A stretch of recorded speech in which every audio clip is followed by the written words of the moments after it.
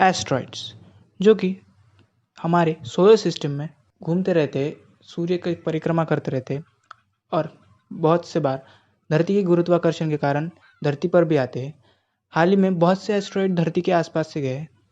Asteroids होते क्या है और एस्ट्रॉइड्स वर्ल्ड एस्ट्रॉइड डे के बारे में मैं आपको बताने वाला हूँ। और अगर आपको एक कॉमेट और एक एस्ट्रॉइड के बीच का कॉमन डिफरेंस जानना है तो इस वीडियो को एंड तक देखिएगा। एक एस्ट्रॉइड जिसे कि हिंदी में उल्का पिंड भी कहते हैं, ये होता क्या है पहले हम ये जान लेते। अंतरिक्ष में कई बड़े बड़े पिंड बड़े वेग से आते जाते रहते हैं, इन्हें उल्का कहते हैं। कभी कभी ये पृथ्वी के नज़दीक आ जाते हैं। पृथ्वी के गुरुत्वाकर्षण के कारण वो धरती पर गिरने लगते हैं। ये पृथ्वी पर गिरते हुए तेजी से जलते हैं। जलकर बचे हुए भाग को उल्का पिंड कहते हैं। वैज्ञानिक दृष्टि से इनका महत्व बहुत ज़्यादा है, क्योंकि ये बहुत ज़्यादा दुर्लभ होते हैं। दूसरे, आकाश में विचरित हुए विभिन्न ग्रह इत्यादि के संगठन और रचना के ज्ञान के प्रत्यक्ष स्रोत होते हैं। इनके अध्ययन से हमें ये भी पता चलता है कि भूमंडलीय वातावरण में आकाश से आई हुई या फिर किसी भी पदार्थ पर क्या क्या प्रतिक्रियाएं होती है। हमारे लिए ये बहुत महत्वपूर्ण है, क्योंकि ये सौरमंडल के जन्म के समय से मौजूद है। कुछ एस्ट्रॉइड्स बहुत बड़े होते हैं तो कुछ एस्ट्रॉइड्स बहुत छोटे हैं। कुछ एस्ट्रॉइड कई किलोमीटर तक बड़े हो सकते हैं तो कुछ एस्ट्रॉइड्स कुछ मीटर तक ही बड़े होते हैं।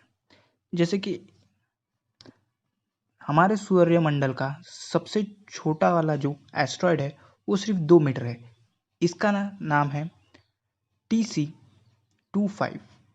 हमारे सौरमंडल का सबसे बड़ा एस्ट्रॉइड का डायमीटर 940 किलोमीटर है। इसका नाम सीरेस है। वर्ल्ड एस्ट्रॉइड डे जो है वो 30 जून को मनाया जाता है। इसे 200 से भी ज़्यादा देश मनाते हैं।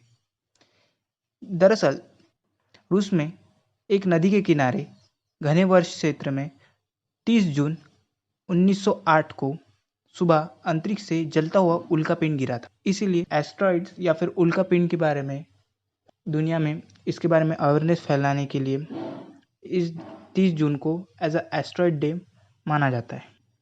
हमारे लिए ये बहुत महत्वपूर्ण है, क्योंकि हमें इससे सौरमंडल के बहुत से राज पता चलते हैं। और बात की जाए धूमकेतु यानी कि कॉमेट की, इन दोनों में बहुत ज़्यादा डिफरेंस नहीं, पर कुछ माइनर डिफरेंसेस है जो कि इन्हें बिल्कुल अलग करते हैं। सबसे पहले हम जान लेते हैं कि कॉमेट होता क्या है। कॉमेट यानी कि धूमकेतु अंतरिक्ष में विचरण करने वाले बर्फ से बने पिंड होते हैं जो अपने पीछे गैस और बर्फ के कण छोड़ते हैं।